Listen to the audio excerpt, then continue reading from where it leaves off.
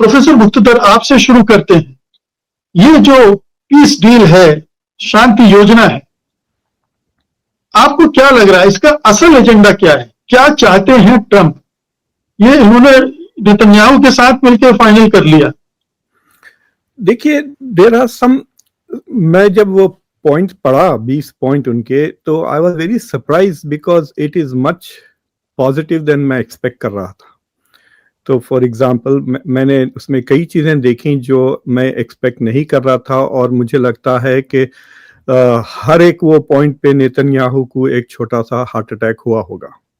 So it is very clear कि this was not dictated by Netanyahu. और मुझे लगता है कि जो यूएन की समिट के दौरान यूएनजीए की जो मुलाकात हुई उनकी जो 8 मुस्लिम मुल्कों के साथ, तो इसमें क़तर का और सऊदी अरेबिया का बहुत ही स्ट्रॉन्ग इनपुट, इजिप्ट का, जॉर्डन का नज़र आ रहा है। तो मैं आपको वो पहले 4 वो ऐसे मुद्दे हैं जो I think was very surprising.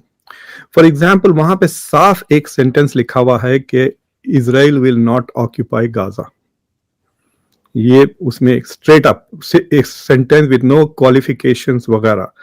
तो ये तो इनके बिल्कुल मर्जी के खिलाफ है, खासतौर से जो राइट विंग एडमिनिस्ट्रेशन है ट्रंप का, वो तो चाह रहा है कि पूरा का पूरा गाजा पे खत्म कर ले। दूसरी, उसमें एक क्लियरली लिखा हुआ है कि जो गाजा से किसी को निकाला नहीं जाएगा, जो जाना चाहते हैं वो जा सकते हैं, लेकिन उनको आने की इजाजत है वापस।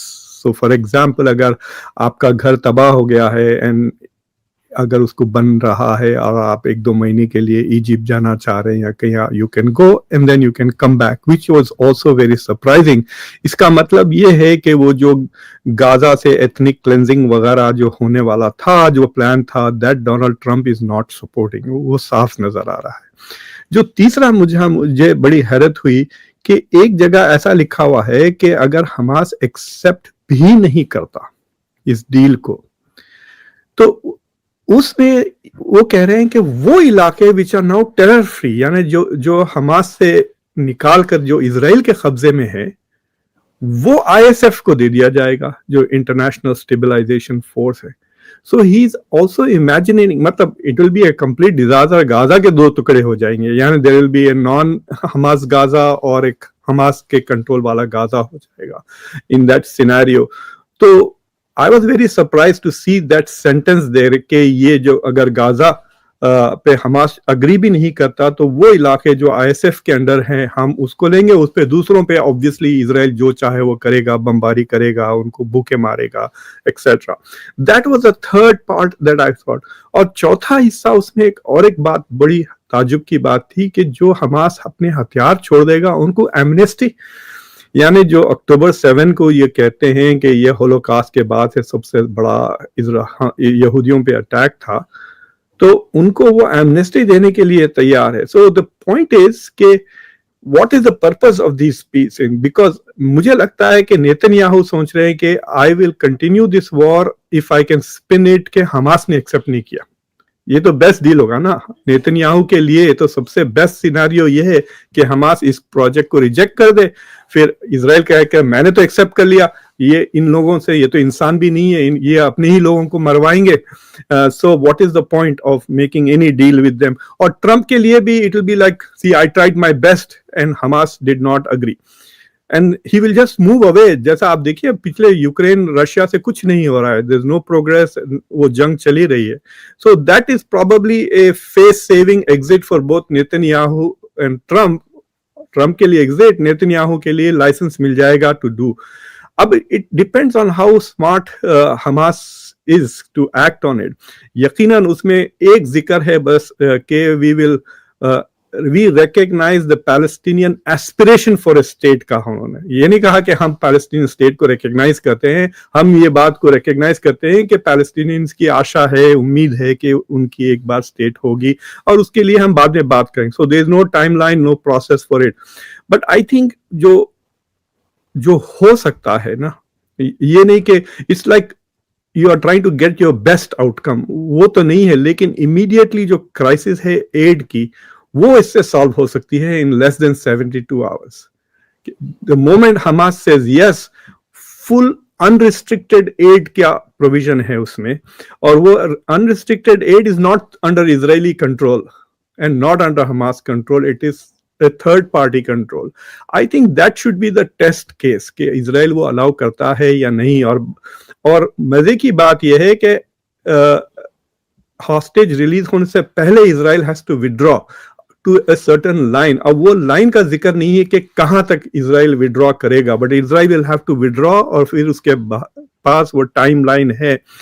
तो दिस इज द मतलब I think I can't think of a more practical and better deal than to say कि इजराइल को विड्रॉ हो जाना चाहिए, इजराइल को सरेंडर क्या आपको लगता है मुक्तदर साहब कि हमास इस डील को स्वीकार करने के लिए मजबूर है, करना ही पड़ेगा, उसके पास कोई दूसरा रास्ता नहीं है? क्योंकि अगर आप जैसा बोल रहे हैं कि कई मुस्लिम मुल्कों के दबाव में ये सब कुछ हो रहा है या उनके प्रभाव में हो रहा है, तो वो हमास पर भी प्रेशर डालेंगे.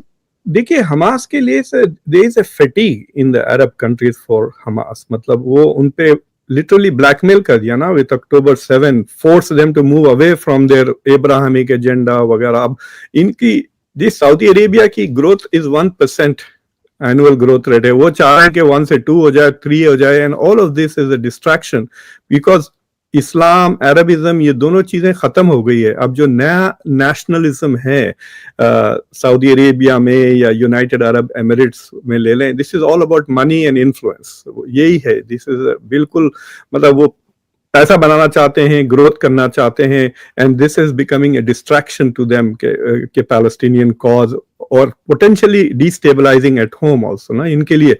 तो मुझे लगता है कि दैट हमास क्या करेगा, अगर ना कहेगा तो फिर ये चलते रहेगा, ऐसे ही जंग चलते रहेगी. वो स्टार्व करेंगे, कोई मुस्लिम कंट्री उनको सपोर्ट नहीं कर रहा है, ना करने वाला है. And so I see that Hamas has no other option unless they are able to do more, और वो ज्यादा कुछ कर भी तो नहीं सक रहे ना. so they are saying कि रिक्रूट कर रहे हैं. अब 15-16 साल के बच्चे are part of the battle front. ये और बात है कि सिविलियंस ही मारे गए हैं ज्यादातर. हमास के जो एस्टिमेट था कि 20,000 से 30,000 फाइटर्स हैं, तो मिडिल एंड लोअर लेवल बचा हुआ है मेरे ख्याल से हमास का. Is just the top tier जो मर गया है. तो from a humanitarian point of view, this is the best option that I can see right now. लेकिन इसमें कई प्रॉब्लम्स है. फॉर एग्जांपल टोनी ब्लेयर को क्यों खबर से निकाल के लेकर आए? अब वो क्या वहां पे गवर्नर जनरल बन जाएंगे? डोनाल्ड ट्रंप की जो कमिटी है उसमें डोनाल्ड ट्रंप चेयरमैन होंगे, ये इनके गवर्नर होंगे. So it looks as if it is coming under the British US protectorate की तरह बन रहा है with military from the Muslim countries. तो मुझे लगता है कि 2-3 साल के बाद it is going to look terrible. But if Israel is out of Gaza, एक किस्म से आपको ऑटोनॉमी भी मिल जाएगी, लेकिन how are they going to govern this, वो तो मुझे नहीं. तो प्रोफेसर मुक्तदर, फिर आप इस पीस डील का, पीस प्लान की सफलता की कितनी संभावनाएं देखती? 50-50, 34-70? क्या आपको लगता है इजराइल ने जो रिएक्शन दिए हैं, अभी नरेश जी ने उनका जिक्र भी किया, इसके बाद इजराइल के इरादों पर, नियत पर किसी को भरोसा नहीं, और ट्रंप कब तक टिके रहेंगे इसका भी किसी को भरोसा नहीं है. सो लेट अस से एक थॉट एक्सपेरिमेंट करता हूं मैं आपके लिए कि अगर मुझे प्रेजेंटेशन करने का मौका मिलता फलस्तीनियों को टू विद एक्सप्रेस गोल के ये प्लान उनको बेच के आओ, right? There are lots of problems with this plan. सबसे बड़ा प्रॉब्लम ये है कि इसमें कोई इजराइल के ऊपर कोई लेवरेज नहीं है. अगर इजराइल डजंट डू, क्या होगा इजराइल के साथ? इसमें कुछ भी नहीं है, right? There is an assumption कि Israel will do whatever is required, but the problem is only Hamas. यही है प्लान में जो पॉइंट्स हैं. लेकिन देखिए, आप अगर अक्टूबर 6 तारीख को चले जाते हैं और आप गाजा के पिक्चर्स वगैरह देखते हैं, मैं आपको हैरत होगी, it looks more developed than India in many parts of India. Gaza की जो आप वीडियोस, फोटोग्राफ्स देखें, उनका पर कैपिटा इनकम ठीक ठाक है compare to many South African countries. तो क्या यू थिंक द पैलेस्टीनियन जो गाजा में है उनको ये बात नहीं पता कि जो हमास ने किया है उससे थोड़े बहुत हमको डिप्लोमेटिक विन्स मिले हैं कि स्पेन ने रिकग्नाइज कर लिया, इससे कुछ होने वाला नहीं है ये यूरोपियन रिकग्निशन। मैं कह रहा हूँ ये पीस प्रोसेस अगर हो गया ना 2 महीने में everything will be normalize with Israel, सब ठीक ठाक हो जाएगा, इजराइल के साथ वापस आ जाएंगे, पैसे भी जाएंगे, हथियार भी जाएंगे, सारे के सारे। सो ये जो टेम्पररी विक्ट्रीज हैं diplomatic, they have no. India ने रिकग्नाइज कर लिया था 1980s में, क्या उखाड़ लिया, कुछ नहीं किया, अभी भी इजराइल में। क्या ये डील इस वजह से भी की गई है कि इजराइल का जो आइसोलेशन है इंटरनेशनल लेवल पे उसको रोका जाए, वापस किया जाए? लॉट ऑफ मतलब रिपब्लिकन्स और डेमोक्रेट्स के लिए, देखिए 30 साल की उम्र के नीचे कोई भी अमेरिकन इसको सब ये इजराइल के खिलाफ हो गए हैं। खुद MAGA has turn against Israel, तो they want to end this because ये जब तक जो इजराइल के सपोर्टर्स हैं they think that Netanyahu is doing more harm to Israel than good। लेकिन नेतन्याहू ये समझ रहे हैं कि जो उनकी नजर में जो विजन है उनका, वॉट एवर इजराइल ही वॉन्ट्स टू बिल्ड, के अरबों की कमर तोड़ दूं, उनके टांगे तोड़ दूं, हाथ पैर काट दिए मैंने ईरान के, so he wants to do that, plus he wants to stay in power, जो पर्सनल लेगेसी है।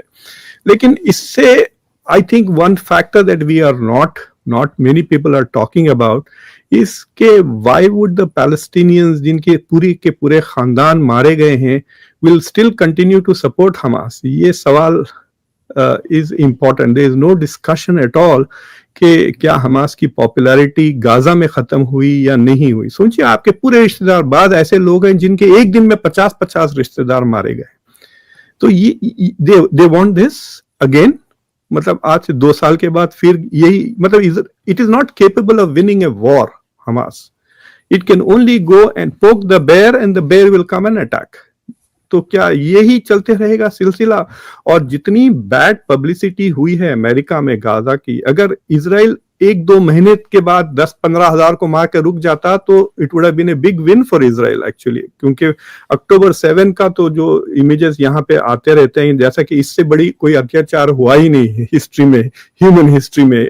और उसके अभी देखना कितने फिल्में बनेंगी, हॉलीवुड के वीडियो सीरीज आएंगे, म्यूजियम्स बनेंगे, यहाँ पर हजारों किताबें आएंगे, पीपल विल फॉरगेट कि जेनोसाइड हुआ उसके बाद।